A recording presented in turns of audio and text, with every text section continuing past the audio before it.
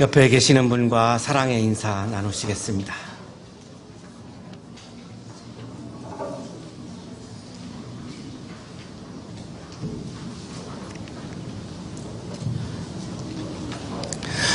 하이데거는 독일 프라이부르크 대학 신학부를 처음에 입학을 했습니다. 그리고 중간에 철학으로 전공을 바꾸고 모교에서 박사학위를 받고 모교에서 철학을 가르쳤습니다. 한네 아렌트의 스승이기도 하죠. 초기에 이 존재와 시간이라고 하는 책을 통해서 존재의 문제를 굉장히 집중적으로 탐구했습니다. 이분이 존재의 문제를 탐구했던 이유는 기술 문명의 시대가 도래하면서 인간이 상품 가치로 기능인으로 이렇게 전락하는 모습을 보면서 존재자와 존재를 구분하기 시작합니다. 기능으로 전락한, 상품으로 전락한 그 존재자는 본래 존재라고 하는 것이 가지고 있는 의미와는 많이 다르다라고 하는 그런 문제의식을 느꼈던 거죠. 그래서 이 존재라고 하는 본래의 의미, 기능인 이전에 상품으로 전락한 인간 그 이전에 본래 존재라고 하는 것이 가지고 있는 본래의 의미를 찾기 위해서 인간을 굉장히 깊이 탐구하기 시작을 합니다. 이 인간을 이해하려고 하는 과정 속에서 이분이 발견한 것이 언어의 문제입니다. 언어는 존재의 집이다라고 하는 유명한 말을 하는데요. 이 말은 숫길이라고 하는 책에서 본래 본문은 이렇게 되어 있습니다. 언어는 구획된 성역, 다시 말해 존재의 집이다. 우리 존재는 언어 안에 있다는 거죠. 존재의 집이다. 저의 존재는 제가 말하는 언어 안에 있다는 거죠. 제가 말하는 언어를 보면 저의 존재를 알 수 있다는 그런 의미입니다. 언어의 본질은 그것이 어떤 것을 뜻한다는 사실에서 모두 소진되는 것도 아니요. 또한 그것은 단지 상징적인 어떤 것이나 암호적인 어떤 것도 아니다. 언어는 존재의 집이기에 우리는 언제나 이 집을 통과함으로써 존재자에 이르게 된다. 존재는 언어를 통해서 드러나기 때문에 우리는 그 사람이 쓰는 언어를 보면 그 사람이 어떤 존재인지를 알 수 있습니다. 그래서 언어라고 하는 것에 이분은 이제 집중을 하게 되는 거죠. 하나님도 마찬가지죠. 하나님도 언어가 존재의 집이기 때문에 하나님의 존재는 언어를 통해서만 드러납니다. 이 하나님의 언어라고 하는 것을 다릴 만하면 하나님의 소리, 하나님의 말씀이라고 부를 수 있는 거죠.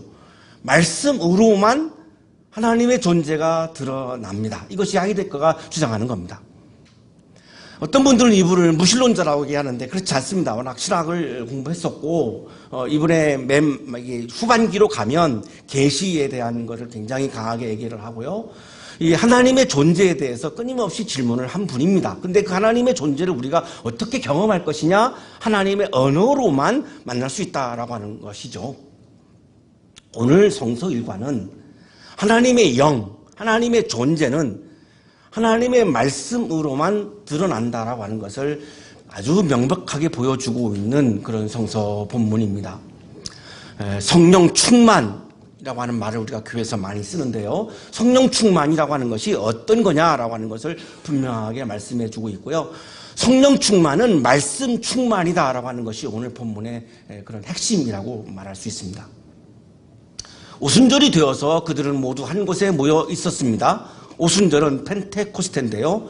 이건 신약에서 일어난 절기가 아니라 구약 때부터 있었던 그런 절기입니다.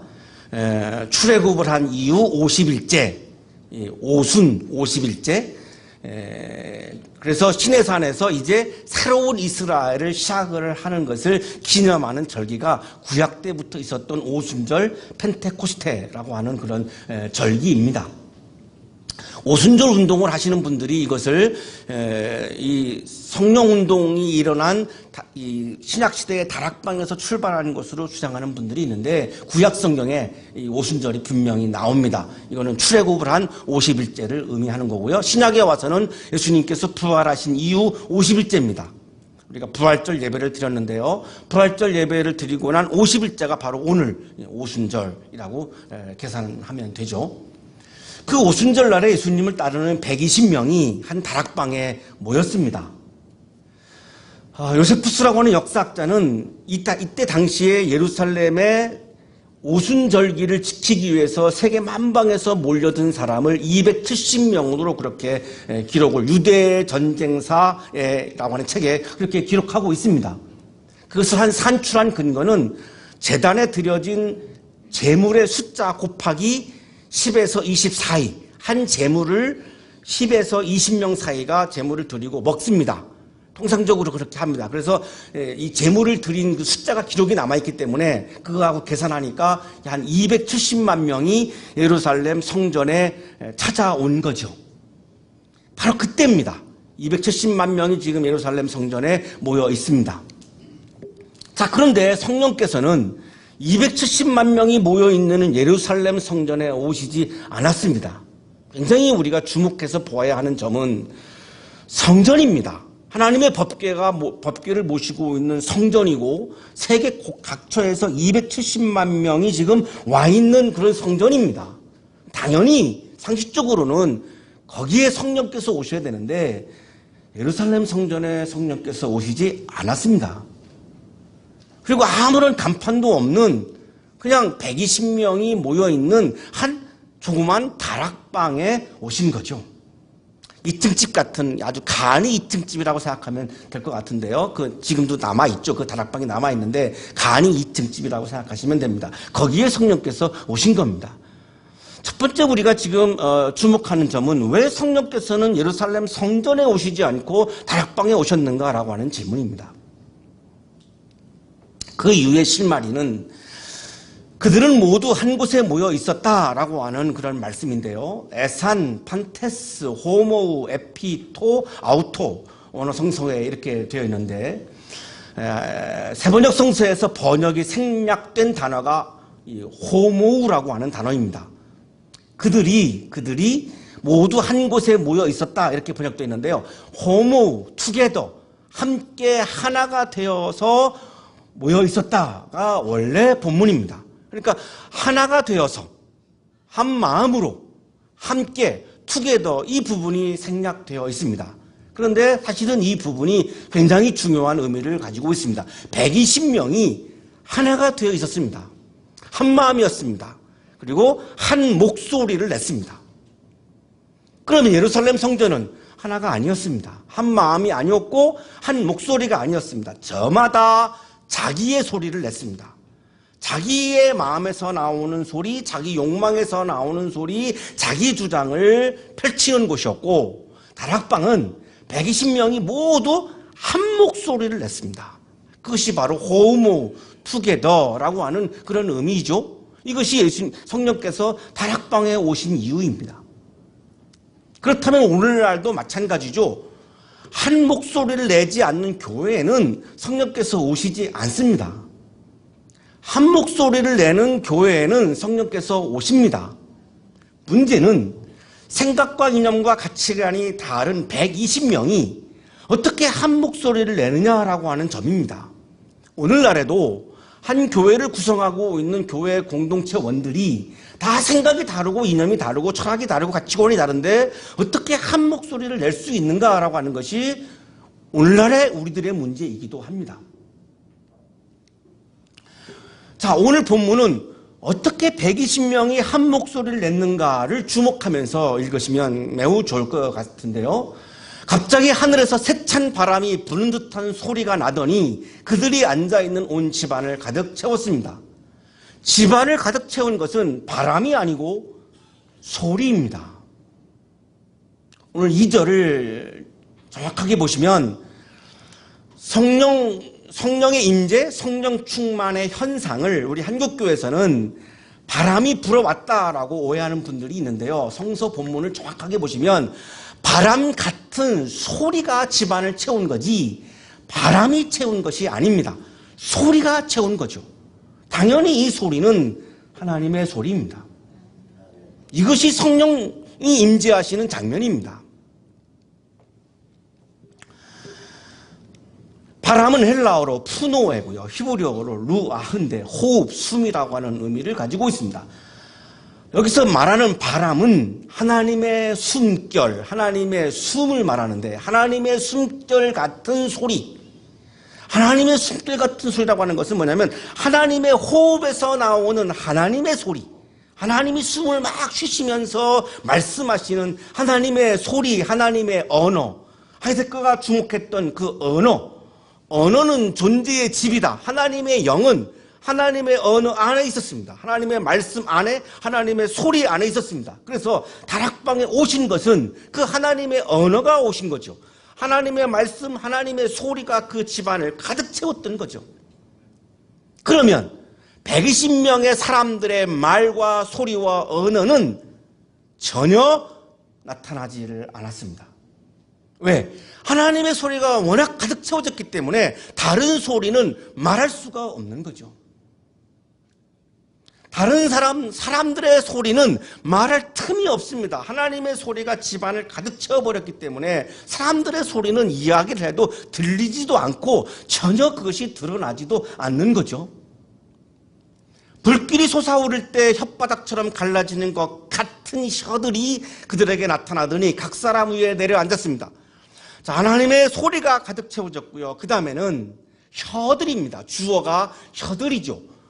우리는 자꾸 불로 자꾸 생각을 하고 있는데 성령을 불 같은입니다. 불 같은 혀들이 120명의 모든 사람들의 머리 위에 내려앉았습니다. 이게 성령이 임재하는 장면의 현상입니다. 무엇이? 불이 아니고 혀입니다. 이 혀는 주님이 보내신 혀니까요. 주님의 혀죠. 헬라어 성서에는 글로사이, 호세이, 피로스라고 되어 있는데요. tongues as of fire, 불 같은 tongues, 혀, 불 같은 혀입니다. 불이 아니고 불 같은 혀가 사람들의 120명의 모든 사람들의 머리 위에 내려앉은 거죠. 이 tongues라고 하는 것은, 혀라고 하는 것은 달리 말하면 말씀이죠. 혀에서 나오는 말씀입니다. 근데 그 말씀이 불 같은 말씀이었다는 거예요. 불 같은 말씀이어서 그 말씀 앞에서는 죄악들이 다 태워지는 거죠. 120명이 가지고 있는 죄가 그 불 같은 혀에 의해서, 불 같은 혀에 의해서 다 태워지는 거죠. 다 죄사함이 일어나는 거죠. 무엇이? 주님의 혀가. 성령이 충만한, 성령이 임재한 현상 중에 하나는 주님의 혀, tongues, 주님의 말씀이 각 사람 위에 내려앉아서 말씀이 그 사람을 지배해버린 겁니다. 나의 말이 나를 지배하는 것이 아니라 주님의 말씀이 나를 지배하는 상태가 성령 충만이었습니다.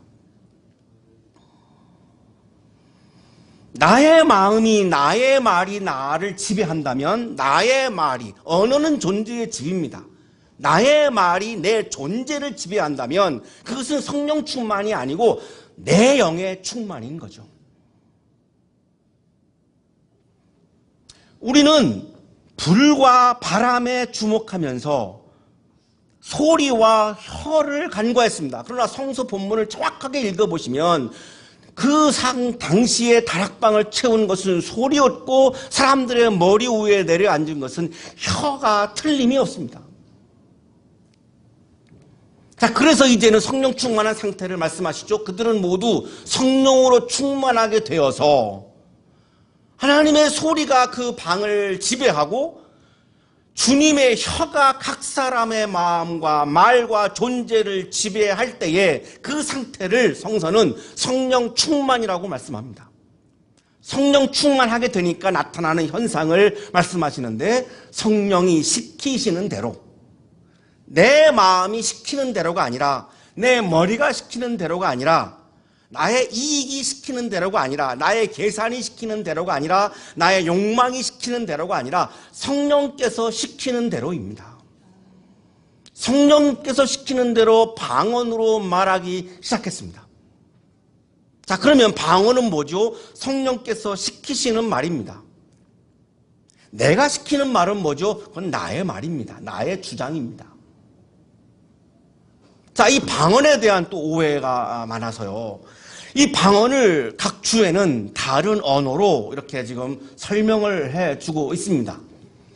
언어 성경에는 헤테라이스, 글로사이스, 영어로 하면 with other tongues입니다. 다른 언어입니다. other tongues. 뭐와 다른 거죠?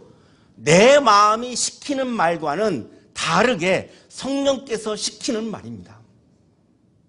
이것이 다른 언어라고 하는 말씀이 가지고 있는 의미입니다. 내 마음이 시키는 말과는 다른 언어인 성령께서 시키는 말. 그 성령께서 시키는 말이 바로 하나님의 소리요 주님의 혀인 거죠. 그래서 개역, 한국교회가 지금 일반적으로 읽고 있는 개역 개정성서는 다른 언어들로 이렇게 표현하고 있고요. 킹 제임스 버전은 with other tongues, 다른 언어라고 그렇게 표현하고 있습니다. 다른 언어는 성령이 시키는 대로 하는 말, 나의 욕심과 나의 생각과 나의 이념에서 나오는 나의 언어와는 다른 언어입니다. 성령께서 시키는 말은 주님의 마음에서 나오는 말입니다. 내 마음에서 나오는 말이 존재합니다. 언어는 존재의 집이니까 내 마음에서 나오는 말들이 있습니다. 그거를 절제하고 주님의 마음에서 나오는 말을 말하는 것, 이것이 바로 방언을 말했다라고 하는 의미입니다. 나의 혀로 나의 언어를 말하던 사람들이 120명이 주님의 혀로 나의 언어와는 다른 주님의 말을 말했던 것입니다. 이 모습을 가리켜서 사도행전 2장은 성령 충만하다라고 말씀하고 있는 겁니다.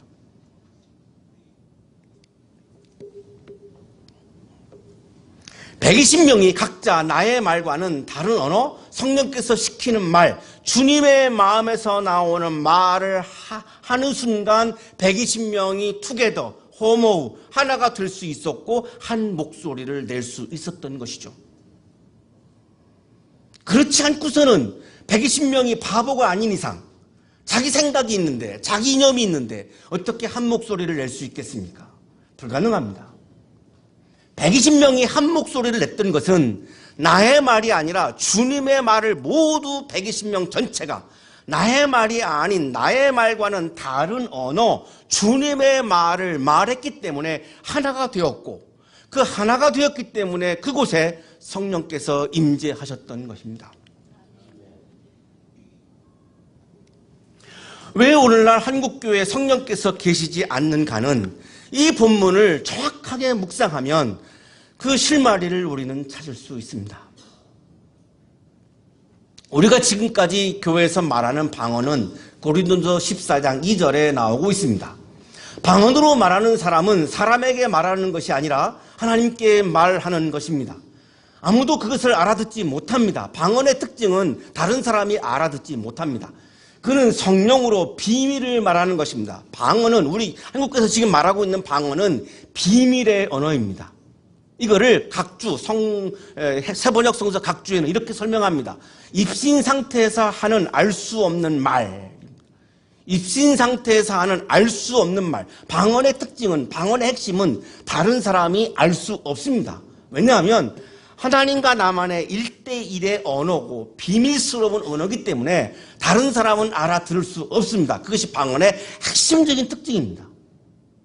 자, 그런데 사도행전 2장에 나오는 방언은 120명이 모두 알아들었다는 것이 주목할 부분입니다. 킹 제임스 버전은 알 수 없는 언어, 메시지 성경은 지극히 개인적이고 사적인 언어, 방언을 이렇게 표현을 하고 있는데요. 예루살렘의 그날 성령이 임재하는, 성령이 강림하는 성령 강림절, 오순절 그날 예루살렘에는 경건한 유대 사람이 세계 각국에서 와서 있었습니다. 디아스포라 했던 분들이 이제 절기를 지키려고 왔고요. 요세푸스는 그거를 270만으로 지금 계산을 하고 있습니다. 자, 그런데 성령 충만한 사람들이 한 말은 다른 사람들이 알아듣지 못하는 비밀의 언어가 아니었다는 거죠. 이런 말소리가 나니, 방언 소리가 나니 많은 사람이 모여와서 각각 자기네 지방 말로 제자들이 말하는 것을 듣고서 어리둥절하였다. 공동번역 성서는 이것을 외국어라고 아예 그냥 그렇게 번역을 하고 있습니다. 자기네 지방 말로, 자기가 살고 있던 그 나라의 말로, 제주도 방언으로, 미국의 방언으로, 이런 뜻인 거죠. 각각 자기 지방 말로 말을 하더라는 거죠. 그런데 그 사람들은, 제자들은 갈릴리에만 살았던 사람들인데 어떻게 외국어를 말하더라는 거죠. 놀라운 것은 그거죠. 외국어를 말하더라는 겁니다. 자, 그렇다면 우리가 지금 생각하고 있는 그 영적인 언어, 비밀스러운 언어가 아니고 일반 각 나라의 말로, 각 지방의 방언으로, 지방의 말로 이야기를 한 거죠. 그래서 모두가 저마다 태어난 지방의 말로 듣고 있으니 어찌 된 일이요? 사도행전 2장에 나오는 방언은 영적인 언어라고 말씀하지 않고 있고 8절까지 21절까지 계속해서 읽어보시면 여기서 말하는 방언은 영적인 언어를 말하는 것이 아니고 각 나라의 말, 각 지방의 말, 외국어로 말씀했다라고 하는 것을 분명히 그렇게 밝히고 있습니다. 그런데 그 내용이 각 지방의 말로 말하는 그 말의 내용이 120명의 자기의 말이 아니라 자기 마음에서 나오는 말이 아니라 주님의 마음에서 나오는 말, 주님의 소리, 주님의 혀, 주님의 마음에서 나오는 소리, 주님의 말씀에서 나오는 주님의 말씀을 말했다라고 하는 것입니다. 이것이 핵심입니다. 성령 충만한 상태는 나의 말을 하는 사람이 아니라 주님의 말씀을 말하는 상태가 바로 성령 충만한 상태입니다. 제 안에 성령이 충만하면 제 안에 하나님의 영이 충만하죠. 제 안에 하나님의 영이 충만하면 하나님의 마음이 충만합니다. 제 안에 주님의 마음이 가득 채워서 내가 주님의 마음의 지배를 받으면 주님의 말씀으로 충만할 수밖에 없습니다.